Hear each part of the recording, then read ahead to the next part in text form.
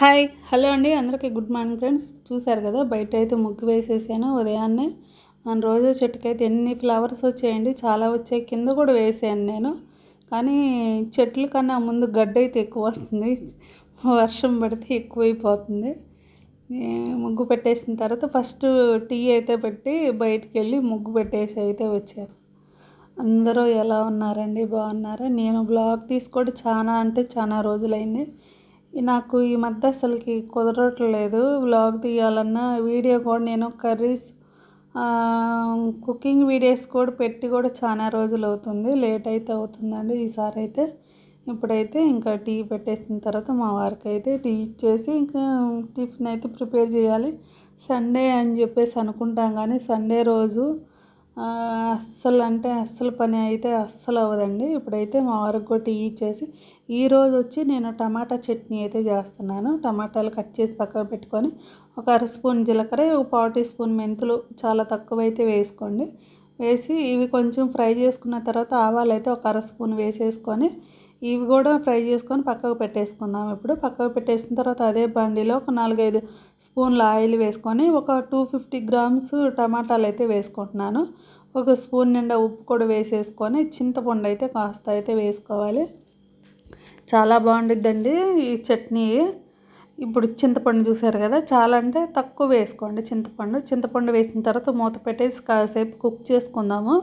ఒక 2-3 నిమిషాల తర్వాత అయితే అట్లా కొంచెం మ్యాష్ అయినట్టు టమాటాలు గరిటతోనే ఎట్లా అంటే త్వరగా కుక్ అవుతాయి, మనకి త్వరగా కూడా ఉడికిపోతాయి. ఇప్పుడైతే ఇంకాసేపు అయితే కుక్ చేసుకున్న తర్వాత కారం అయితే ఒక 3 స్పూన్లు అయితే వేసుకుంటున్నాను నేను. మీ దగ్గర ఏ కారం ఉండా, గుట్టు కారం ఉండా, సాంబార్ కారం ఉండా, ఏదున్నా ఒక 3 స్పూన్ల కారం వేసేసుకొని కాసేపు అయితే మళ్ళీ మూత పెట్టేసి మళ్ళీ కాసేపు మగ్గనిద్దాము. మగ్గిన తర్వాత ఇప్పుడైతే స్టవ్ ఆఫ్ వేసేసి పక్కకు పెట్టేసుకోవాలి. పక్కకు పెట్టేసిన తర్వాత రోట్లోనే దంచుతున్నాను నేను ఈరోజు వచ్చి.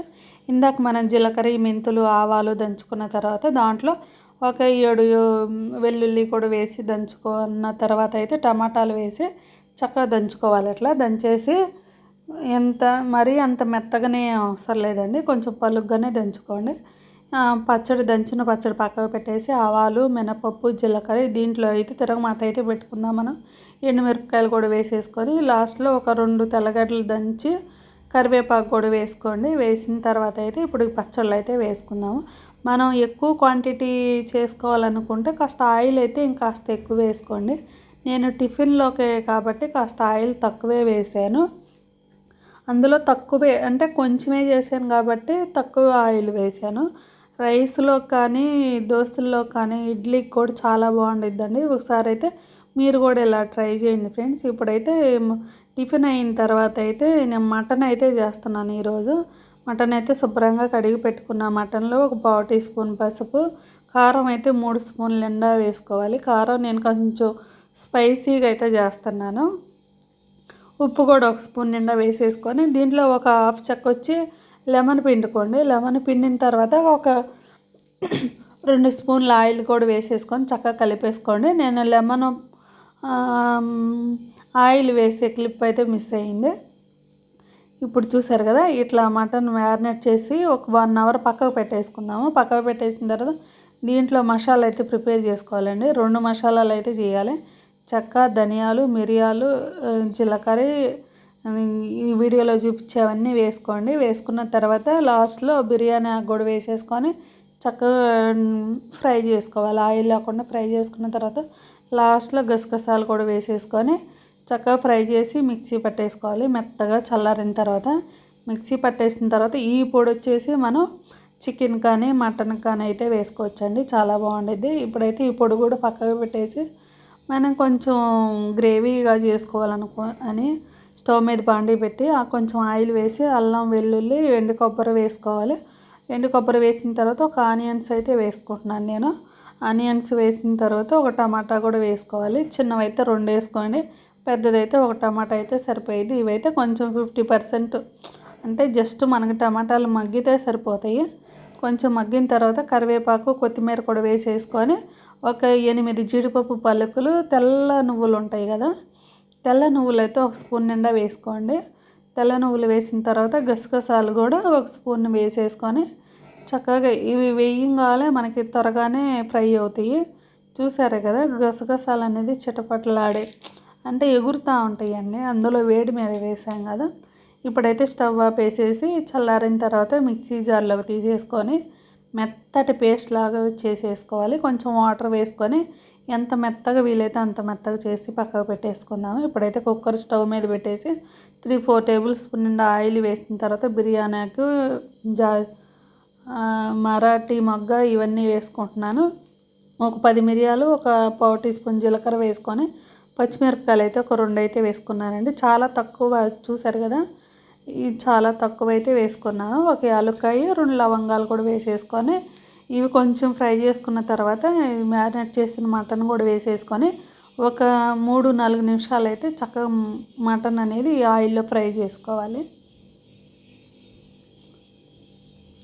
చక్కగా 3-4 నిమిషాలు అయితే అట్లా ఫ్రై చేసుకోండి. ఫ్రై చేసుకున్న తర్వాత ఇంక దీంట్లో వాటర్ అయితే ఇప్పుడు అస్సలు వేయకూడదు. ఇప్పుడైతే మూత పెట్టేసి విజిల్ పెట్టేసేసి ఒక 4-5 విజిల్స్ రానివ్వాలి. అట్లా వచ్చిన తర్వాత అయితే చూపిస్తున్నాను చూడండి. 4-5 విజిల్స్ వచ్చిన తర్వాత మనకి మటన్ అనేది ఆల్మోస్ట్ 50% అయితే కుక్ అయ్యి ఉండిద్దండి. ఇంకా 50% మళ్ళీ కుక్ చేసుకోవాలి మనం. చూసారు కదా దీంట్లో వాటర్ అన్నీ ఇంకిపోయి ఆయిల్ అయితే చక్కగా పైకి తేలింది. ఇప్పుడైతే ఇందాక మనం మసాలా చేసుకున్నాం కదా, ఆనియన్స్, కొబ్బరి ఇవన్నీ ఆ పేస్ట్ అయితే వేసుకోవాలి. అది ఎంత కావాలో మనకి గ్రేవీ చూసి అయితే వేసుకోండి. ఇప్పుడైతే ఆ పేస్ట్ వేసేసి ఒక 2-3 నిమిషాలు అయితే ఒక 3-4 నిమిషాలు అయితే ఫ్రై చేసుకోండి ఫ్రెండ్స్. ఇట్లా ఫ్రై చేసుకుంటే అప్పుడు మటన్కి చక్కగా మసాలా అనేది ఫ్లేవర్ చక్కగా పట్టిద్ది. ఒక 3-4 నిమిషాల తర్వాత అయితే దీంట్లో వాటర్ అయితే వేసుకుందాం. ఇప్పుడు నేను ఒక గ్లాస్ నిండా వాటర్ అయితే వేసానండి. గ్లాస్ నిండా వేసుకొని ఉప్పు అయితే చూసుకోండి. ఉప్పు చెక్ చేసుకున్న తర్వాత మూత పెట్టేసి